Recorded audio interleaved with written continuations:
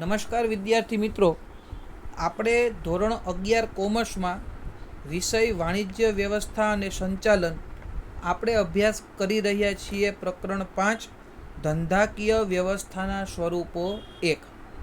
આ ધંધાકીય વ્યવસ્થાના સ્વરૂપોમાં આપણે લાસ્ટ લેક્ચરમાં ભાગીદારી પેઢીના થોડા ફાયદાઓ જોયા, ભાગીદારોના આપણે મર્યાદાઓ જોઈ અને ભાગીદારોના જે પ્રકારો છે એ ભાગીદારોના પ્રકારોનો પણ આપણે વ્યવસ્થિત રીતે અભ્યાસ કરેલો હતો.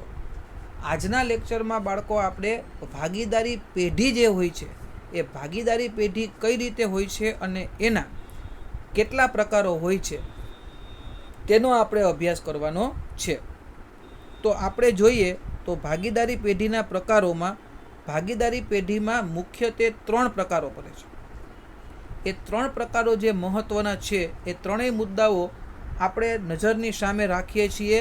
એમાં આપણે ટોટલ 3 ભાગ પાડેલા છે, તમે જોઈ શકો છો.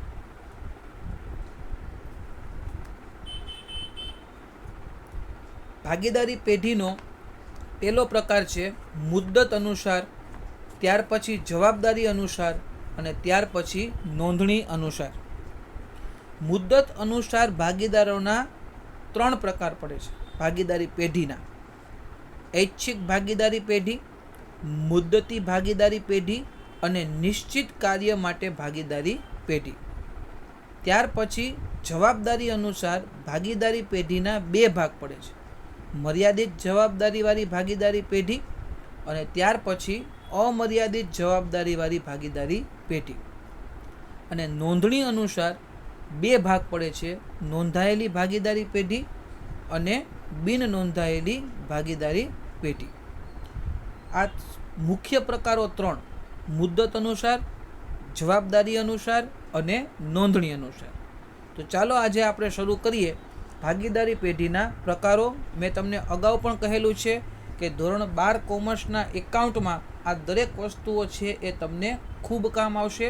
એટલે 11માના વાણિજ્ય વ્યવસ્થાના આ ભાગીદારી પેઢીના જે કોઈ પણ વ્યવહારો કે નિયમો છે એનો તમે ખાસ અભ્યાસ કરજો. હવે આપણે શરૂ કરીએ છીએ ભાગીદારી પેઢીમાં પહેલો પ્રકાર મુદ્દત અનુસાર ભાગીદારી પેઢી. હવે એમાં પહેલો પ્રકાર છે ઐચ્છિક ભાગીદારી પેઢી. ખાસ સમજજો, આ પ્રકારની ભાગીદારીમાં પેઢીનું આયુષ્ય ભાગીદારોની ઈચ્છા ઉપર અવલંબે છે. તેમાં સમય મર્યાદા નક્કી હોતી નથી. જ્યાં સુધી ભાગીદારો વચ્ચે સુલેહ અને સંપ હોય ત્યાં સુધી પેઢી ચાલે છે. જો કોઈ પણ ભાગીદાર પેઢીનું વિસર્જન કરવા ઈચ્છતો હોય તો કાયદા મુજબ નોટિસ આપીને પેઢીનું વિસર્જન કરાવી શકે છે. કારણ કે આનું નામ શું છે? ઐચ્છિક ભાગીદારી પેઢી. જ્યાં સુધી ભાગીદારી પેઢીમાં સંપ છે, ભાગીદારોને કોઈ પણ પ્રકારનો અંદરો અંદર વિખવાદ નથી, ત્યાં સુધી ભાગીદારી પેઢી તરીકે એનું અસ્તિત્વ છે. જ્યારે પણ એ લોકોને કોઈ પણ પ્રકારનો પ્રોબ્લેમ થાય ત્યારે કોઈ પણ ભાગીદાર કાયદાકીય રીતે નોટિસ આપી અને ભાગીદારીનું પેઢીનું વિસર્જન કરાવી શકે છે. ત્યાર પછીનો પ્રકાર છે બાળકો મુદ્દતી ભાગીદારી પેઢી. જ્યારે ભાગીદારી કરારમાં ભાગીદારીની મુદ્દત અગાઉથી નક્કી કરવામાં આવી હોય ત્યારે તેને મુદ્દત પૂરી થઈ ગયા બાદ મુદ્દતી ભાગીદારી પેઢીમાં મુદ્દત પૂરી થઈ જાય એટલે ભાગીદારી પેઢી જે છે એ આપોઆપ વિસર્જન થઈ જાય છે. કોઈ પણ પ્રકારની ભાગીદારે કાયદાકીય નોટિસ આપવાની જરૂરિયાત રહેતી નથી. એને મુદ્દતી ભાગીદારી કહેવાય. ચોક્કસ સમય માટે ભાગીદારી પેઢીનું એમણે સર્જન કરેલું હોય. આમ છતાં પેઢીના બધા જ ભાગીદારો જો સંમત થાય તો મુદ્દત વધારી શકે છે. એનું નામ જ છે મુદ્દતી ભાગીદારી પેઢી. એક સમય જ નક્કી કરેલો હોય કે આટલા સમય માટે આપણે ભાગીદારી પેઢીની સ્થાપના કરીએ છીએ. એ સમય પૂરો થઈ જાય એટલે ભાગીદારી પેઢી ઓટોમેટિક એનું વિસર્જન થઈ જાય. પણ ભાગીદારો એવું નક્કી કરે કે હજી આપણે થોડા વધુ સમય માટે આ ભાગીદારી પેઢી ચાલુ રાખવી છે તો સર્વસંમતિથી ભાગીદારી પેઢી જે છે એ લોકો ચાલુ રાખી શકે છે. ત્યાર પછી નિશ્ચિત કાર્ય માટેની ભાગીદારી, એટલે કે કોઈ ચોક્કસ હેતુ માટે ભાગીદારી પેઢીની સ્થાપના થઈ હોય. કેવી રીતે? તો કે ભાગીદારી કરાર દ્વારા કોઈ નિશ્ચિત કાર્ય કરવા માટે ભાગીદારી પેઢીની સ્થાપના કરવામાં આવે તે નિશ્ચિત કાર્ય માટે ભાગીદારી પેઢી કહે છે. નિશ્ચિત કાર્ય પૂરું થઈ જાય એટલે ભાગીદારી પેઢીનું આપોઆપ વિસર્જન થઈ જાય. જુઓ, તમને સરસ ઉદાહરણ આપ્યું છે. દાખલા તરીકે પુલ, રોડ કે નહેર વગેરેના બાંધકામ માટેની ભાગીદારી. કોઈ પણ કન્સ્ટ્રક્શન કંપની હોય, એણે એવું નક્કી કરેલું હોય કે ભાઈ આપણે આ શહેરમાં આ વિસ્તારમાં રોડ બનાવવાનું આપણને કામ મળે એમ છે. આપણે અલગ અલગ વ્યક્તિઓ છીએ, એ બધા ભેગા થઈને એક ભાગીદારી પેઢી બનાવીએ, એનો કરાર કરીએ અને રોડ બનાવીએ. રોડ બનાવવાનું કામ પૂરું થઈ જાય એટલે ભાગીદારી પેઢીનો શું થઈ જાય? અંત આવી જાય. આને શું કહેવાય? નિશ્ચિત કાર્ય માટેની ભાગીદારી પેઢી, કે કોઈ એક ચોક્કસ કાર્ય કરવાના હેતુ માટે ભાગીદારી પેઢી જે છે એની સ્થાપના કરવામાં આવેલી હોય. એટલે પહેલો ભાગ આપણો જે છે એ કમ્પ્લીટ થઈ ગયો. મુદ્દત અનુસાર ભાગીદારી પેઢી, એમાં 3 ભાગ હતા: ઐચ્છિક ભાગીદારી પેઢી, મુદ્દતી ભાગીદારી પેઢી અને નિશ્ચિત કાર્ય માટેની ભાગીદારી પેઢી. ઐચ્છિક ભાગીદારી પેઢી એટલે એમાં ભાગીદાર ઈચ્છે ત્યાં સુધી ભાગીદાર રહી શકે.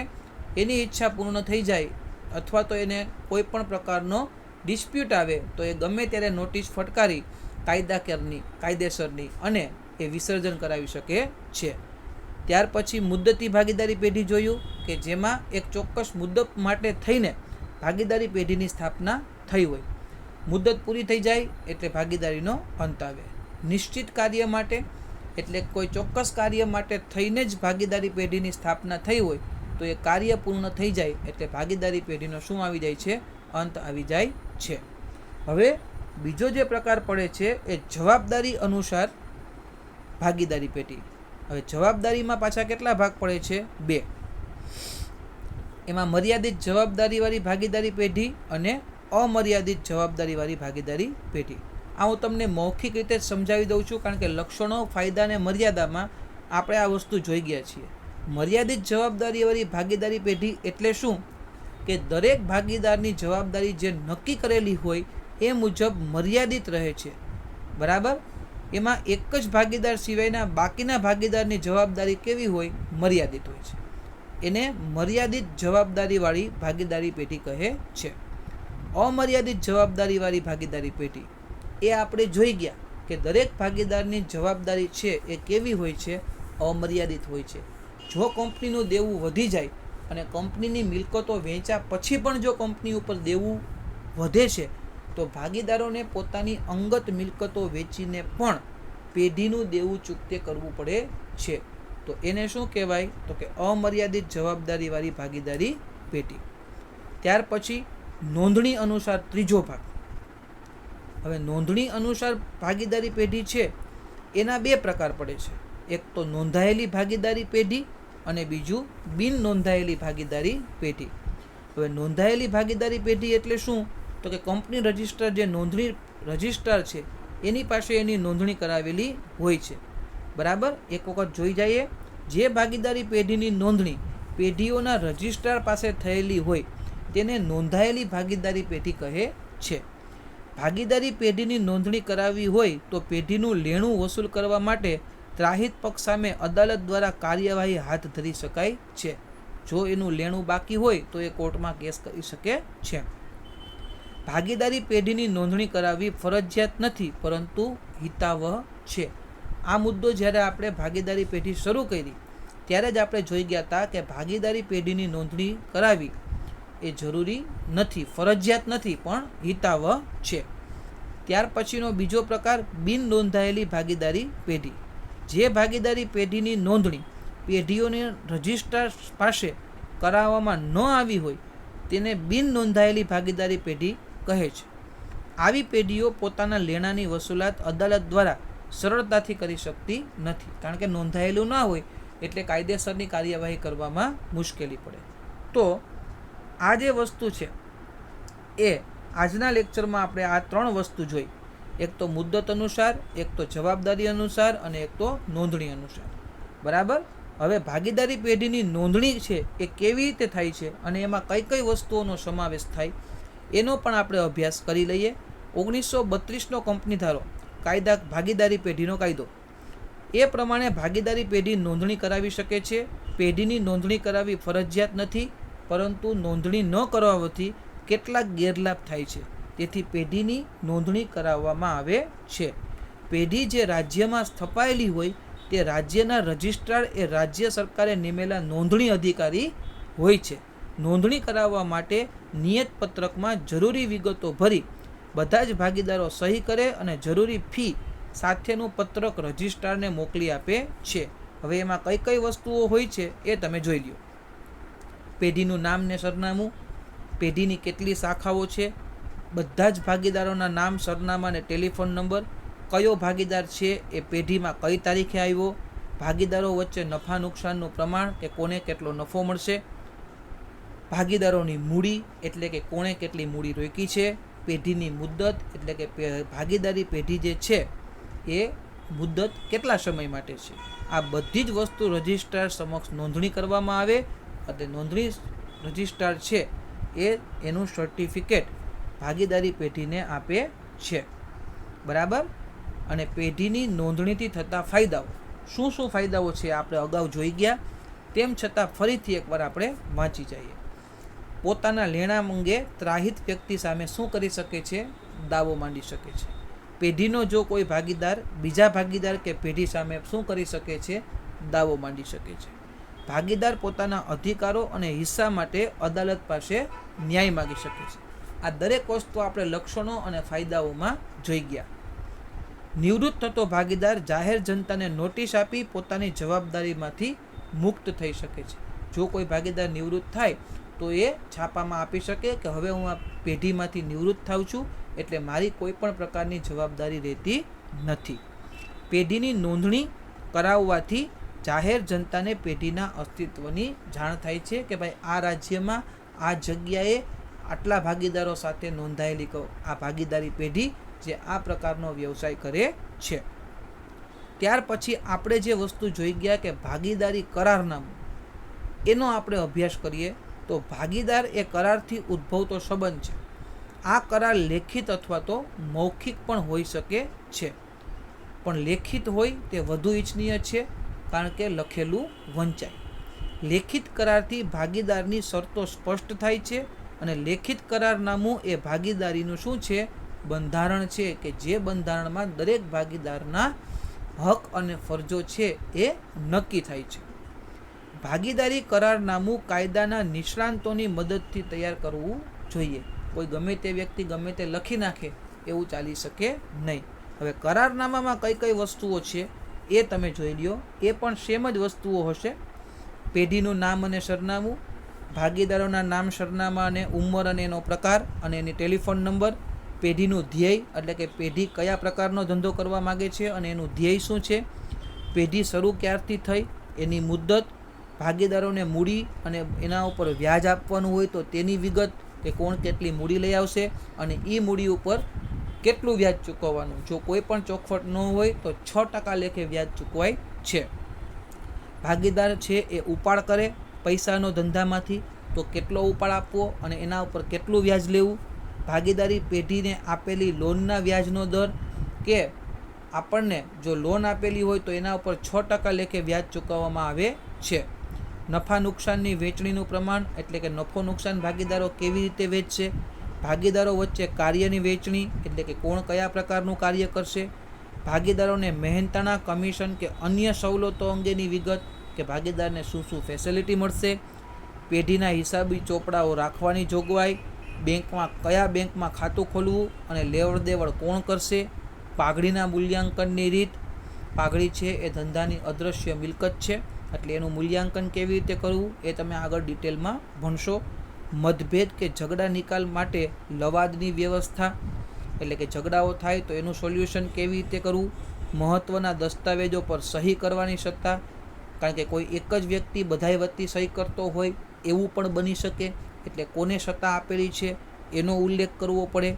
નવા ભાગીદારના પ્રવેશ અને જૂના ભાગીદારની નિવૃત્તિ અંગેની જોગવાઈઓ, એટલે જો નવો ભાગીદાર આવશે તો એને કેવી રીતે પ્રવેશ આપવાનો.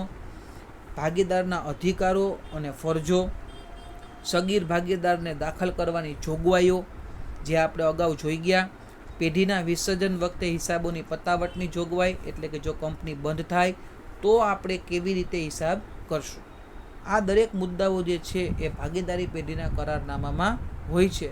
ત્યાર પછીનો જે મુદ્દો છે એ છે વ્યક્તિગત માલિકી અને ભાગીદારી માલિકી વચ્ચેનો તફાવત. બરાબર, અર્થ આપણે જોઈ ગયા.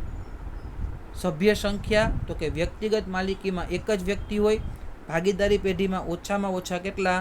2. અને 2013ની કલમ 464 મુજબ 100થી વધુ હોવા જોઈએ નહીં.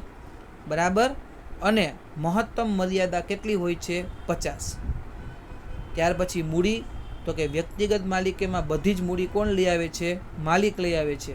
જ્યારે ભાગીદારી પેઢીમાં કરાર મુજબ ભાગીદારો મૂડી લઈ આવે છે. કરારમાં જેની જેટલી મૂડી લખેલી હોય એટલી મૂડી એમને લઈ આવવી પડે છે. સ્થાપના, કાયદેસર ધંધાની સ્થાપનામાં કોઈ પણ વ્યક્તિ કરી શકે છે. જ્યારે ભાગીદારી પેઢીની સ્થાપના લેખિત કે મૌખિક કરાર વડે થાય છે. આ બધું આપણે આખા ચેપ્ટર દરમિયાન ભણી ગયા છીએ. પછી નિર્ણયો, વ્યક્તિગત માલિકીમાં નિર્ણય કોણ લે છે? એક જ વ્યક્તિ લે છે. જ્યારે ભાગીદારી પેઢીમાં નિર્ણયો એક કરતાં વધુ વ્યક્તિ અથવા તો સર્વસંમતિથી નિર્ણયો લે છે અને એના લીધે નિર્ણયો લેવામાં વિલંબ થાય છે. નફો નુકસાન, નફો કે નુકસાન વ્યક્તિગત માલિકીમાં એક જ વ્યક્તિના હાથમાં હોય છે. જ્યારે ભાગીદારી પેઢીમાં કરાર મુજબ ભાગીદારો એકબીજા વચ્ચે નફો કે નુકસાન વેચી લે છે. નોંધણી, વ્યક્તિગત માલિકીની નોંધણી કરાવવાની કોઈ જોગવાઈ નથી. જ્યારે ભાગીદારી પેઢીમાં નોંધણી કરાવવાની જરૂરી હોય છે પરંતુ એ ફરજિયાત નથી હોતી. રહસ્યોની જાળવણી, વ્યક્તિગત માલિકીમાં એક જ વ્યક્તિ માલિક હોય એટલે રહસ્યો જાળવી શકાય. જ્યારે ભાગીદારી પેઢીમાં અનેક ભાગીદારો હોવાથી રહસ્યોની ગુપ્તતા રહેતી નથી. હિસ્સાની ફેરબદલી, માલિક ઈચ્છે ત્યારે પોતાની હિસ્સાની ફેરબદલી કરી શકે વ્યક્તિગત માલિકીમાં. જ્યારે ભાગીદારી પેઢીમાં બધાય સંમત હોય તો જ ત્યાં માલિકી હકની કે હિસ્સાની ફેરબદલી થઈ શકે છે. જોખમ તો કે ધંધાના જોખમો માલિકે ઉપાડવાના હોય છે. જ્યારે ભાગીદારી પેઢીમાં ભાગીદારો વચ્ચે જોખમ વેચાઈ જાય છે. તો આ તફાવત હતો વ્યક્તિગત માલિકીનો અને ભાગીદારી પેઢીનો. જે 10 મુદ્દાઓમાં આપણે જેટલું પણ અત્યાર સુધીમાં આખા પ્રકરણમાં ભણ્યા છીએ એ દરેક વસ્તુ છે એનો આમાં સમાવેશ થઈ ગયો છે. બરાબર, એટલે અહીં આપણું પ્રકરણ 5 છે એ કમ્પ્લીટલી પૂરું થાય છે. બરાબર, આમાં આપણે વ્યક્તિગત માલિકી, ભાગીદારી પેઢી અને હિન્દુ અવિભક્ત કુટુંબ, બરાબર, એનો આપણે અભ્યાસ કરેલો છે. આ દરેક મુદ્દાઓ તમે ખાસ વાંચી જાજો, કારણ કે આ ભાગીદારી પેઢીનું કરારનામું અને ભાગીદારી પેઢીમાં નોંધણીમાં સમાવિષ્ટ વિગતો અને ભાગીદારોના પ્રકારો, એને ચૂકવાતું લોનનું વ્યાજ, એને ચૂકવાતી મૂડીનું વ્યાજ, આ દરેક વસ્તુ 12મા ધોરણના એકાઉન્ટન્સીમાં તમને કામ આવશે. એટલે આ પ્રકરણ બાળકો તમે ખાસ વ્યવસ્થિત રીતે તૈયાર કરી નાખજો. અહીં આપણું પ્રકરણ 5 જે છે એ કમ્પ્લીટલી પૂર્ણ થાય છે. હવે પછીના નેક્સ્ટ લેક્ચરમાં આપણે પ્રકરણ નંબર 6 શરૂ કરશું. બરાબર, એ પ્રકરણ નંબર 6 આપણા માટે ધંધાકીય વ્યવસ્થાના સ્વરૂપો 2, જેમાં આપણે વધારાના ધંધાકીય સ્વરૂપો જે છે આ 3 સિવાયના, એનો આપણે અભ્યાસ કરવાનો રહેશે.